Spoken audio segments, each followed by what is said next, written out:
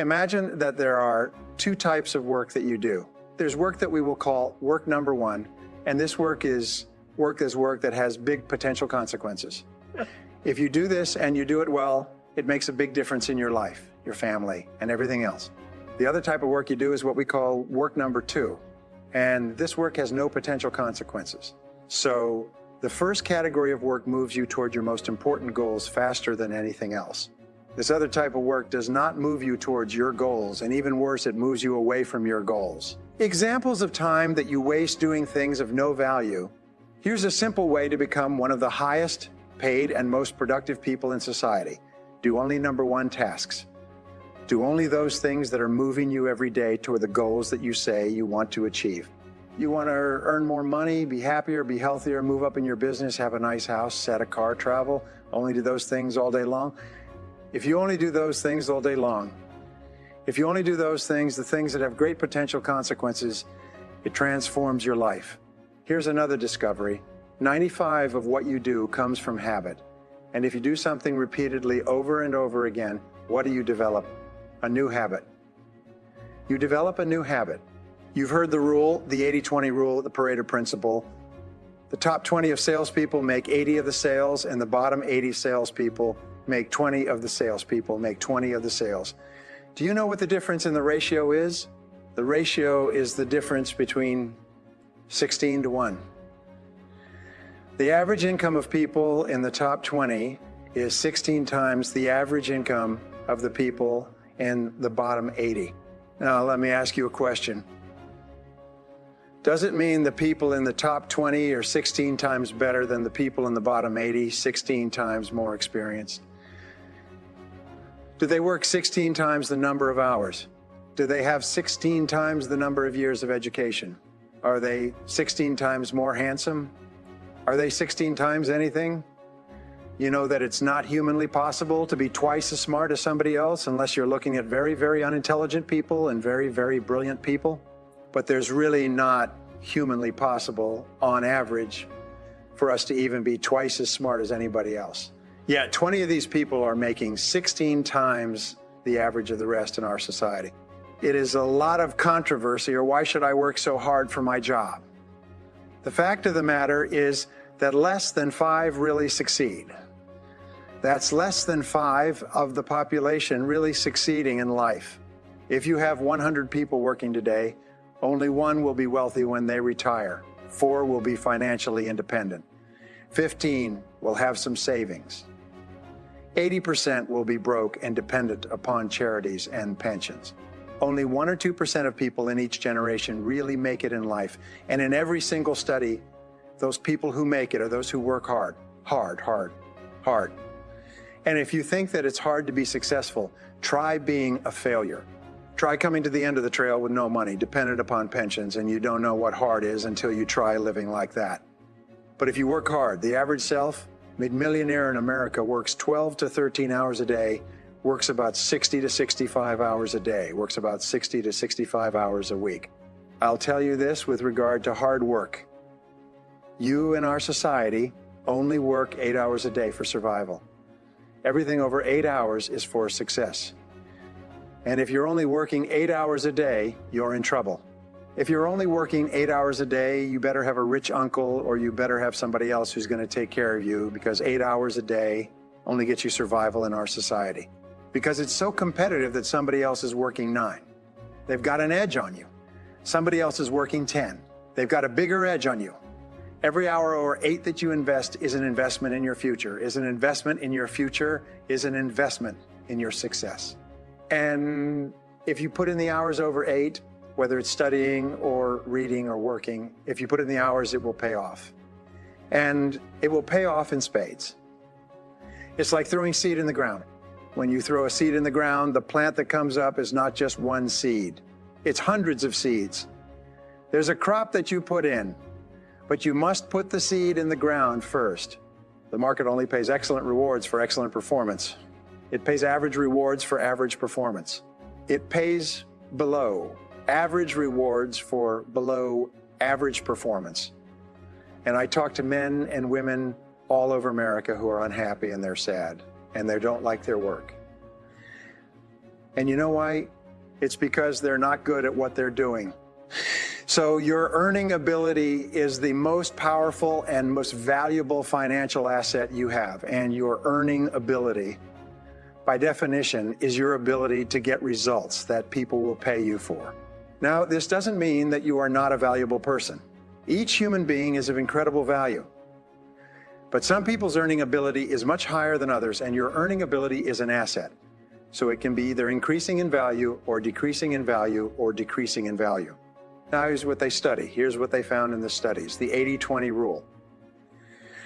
They found that the bottom 80% of people, the ones who struggle for money and worry about money all their lives, these people, when they take their first job, will work to a certain level and then they will level off and never improve for the rest of their lives unless they're forced to.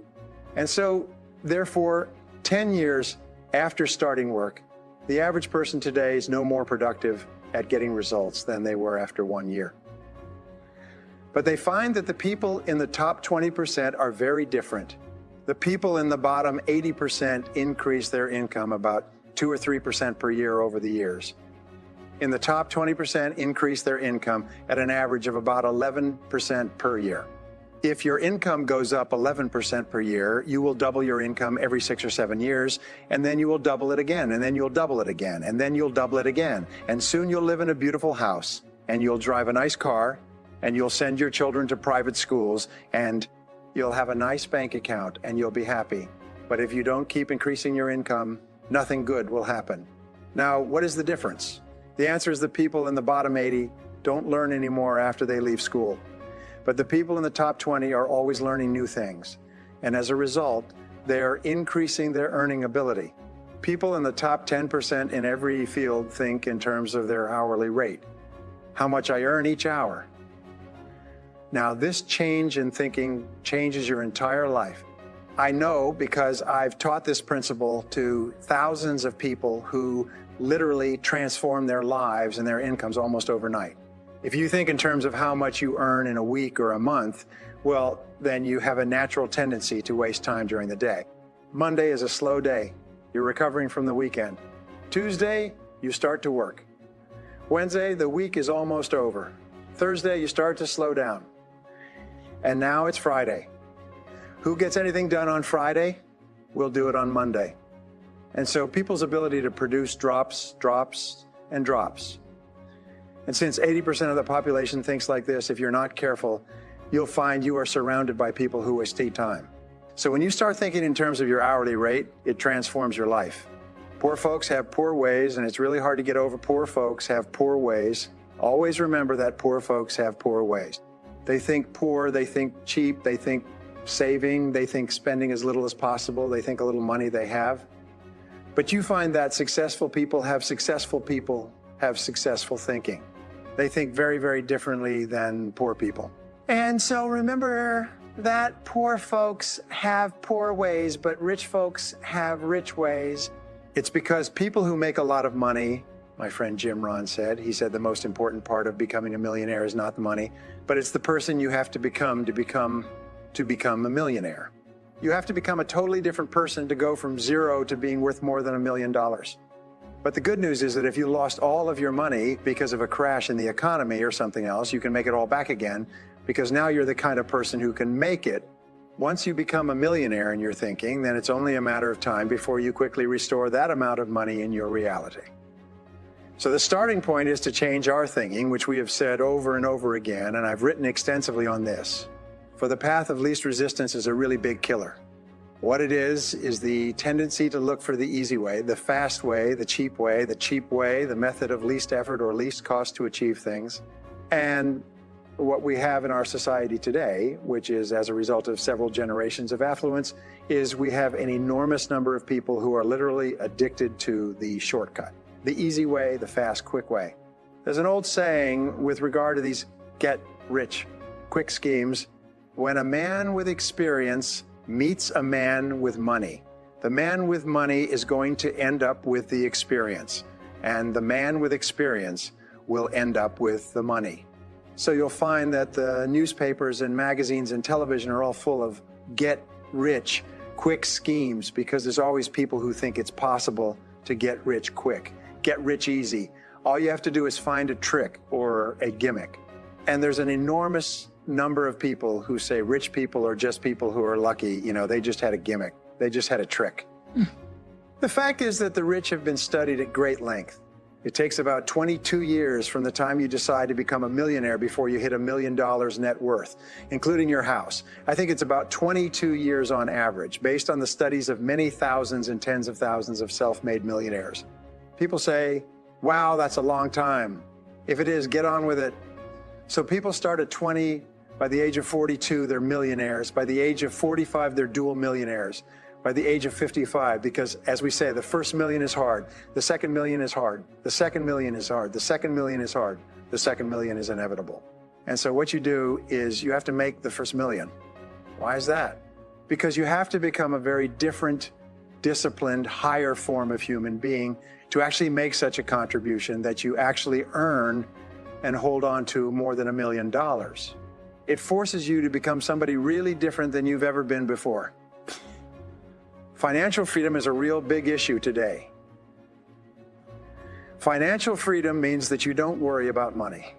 Worries about money, by the way, are the #1 reason for marital breakdown. Worries, disagreements, arguments over money. So if you have problems with money, they affect your relationship. You have problems with your relationship, they affect your health. If they have problems with your health, it affects your peace of mind. And money is a major issue. We've been living through the most affluent country in the most affluent time in all of human history. For the last 50 years, we've grown up in a level of affluence that is unimaginable for 95% of the world. And we have come to believe that this is what we're entitled to. You grow up in America, you're entitled to a fat life. One of the things that is leading to major social disruptions is a lot of people are finding that it's not true anymore. It's today, if you want to be financially successful, you're going to have to work very hard. You're going to have to get up early and hit it hard and work.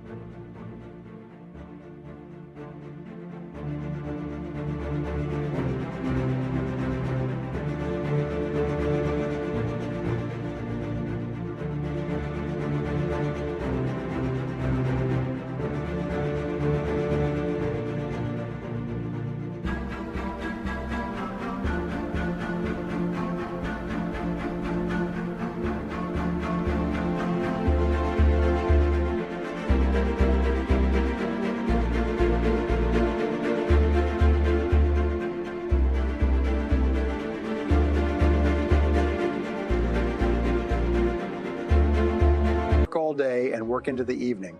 You're going to have to work 6 days a week. There's no wealthy people who work 5 days a week. Zero, nada, none.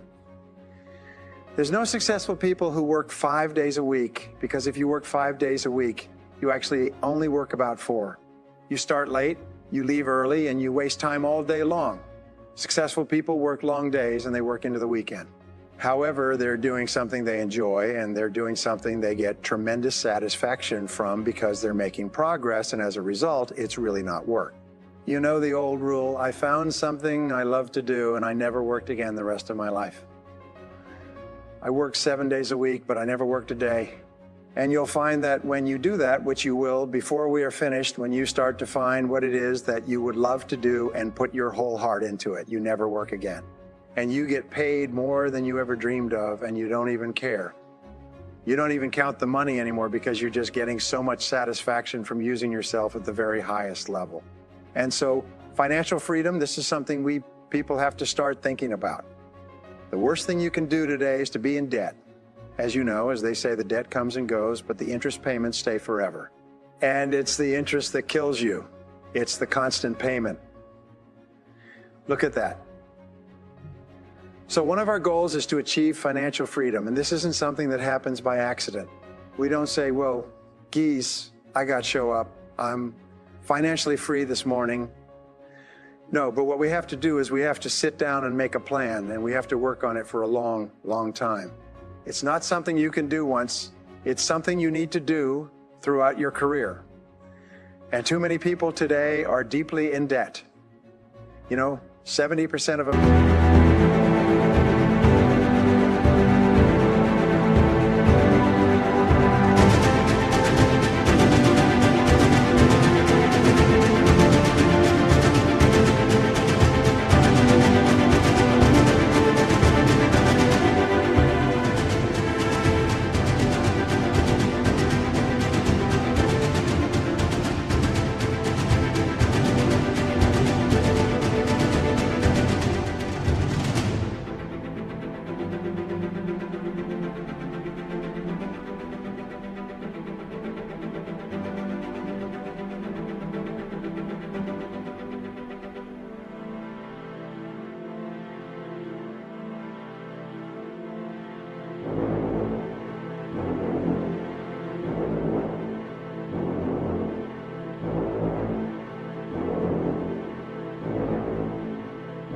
Americans live from paycheck to paycheck. 70% of Americans, what that means is that they have no money, they have no reserves. The average American family at the age of 40 for the major breadwinner has a total net worth of about $40,000, and that's including the equity in their home. At the age of 60, they have a net worth of about $62,000, an average of about $1,000 a year. Most people without pensions, that's why there's so much political controversy. Without pensions, most people would be destitute. They'd be impoverished because they have nothing. 70% have nothing. Why? It's not because they haven't earned a lot of money. Do you know that if you saved $100 a month for your entire working lifetime, you'd be worth more than $1 million when you retire? $100 a month. If somebody put a gun to your head, could you save $100 a month? Yes, if your whole future...